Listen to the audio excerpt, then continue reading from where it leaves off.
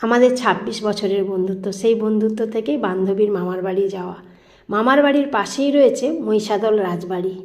এই মামার বাড়িতে যখন এসেই পড়েছি তাহলে রাজবাড়ি তো দেখতে যাবই।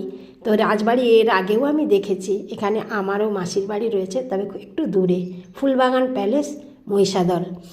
ভীষণ সুন্দর রাজবাড়ি, খুব সুন্দর করে সাজানো, সামনেই কামান রয়েছে। এখন আমরা ভেতরে প্রবেশ করব, ভেতরে তবে ক্যামেরা বন্ধ থাকবে।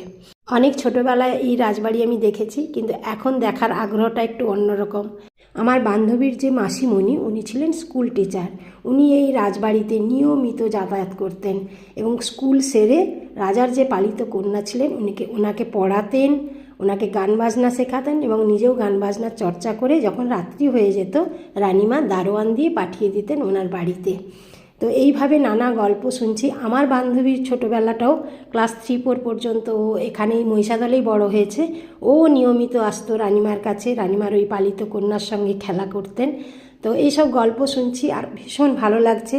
নিজেকেও মনে হচ্ছে যে হ্যাঁ, আমিও একজন বান্ধবী পেয়েছি যার কিনা মা রাজবাড়ির সঙ্গে মেলামেশা ছিল, যাতায়াত ছিল।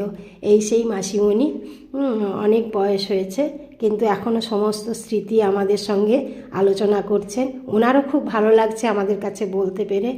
আর এই রাজবাড়ির সঙ্গে ওনার আজও যেসব নতুন সদস্য রয়েছেন তাদের সঙ্গে আজও ওনার খুব ভালো সম্পর্ক রয়েছে।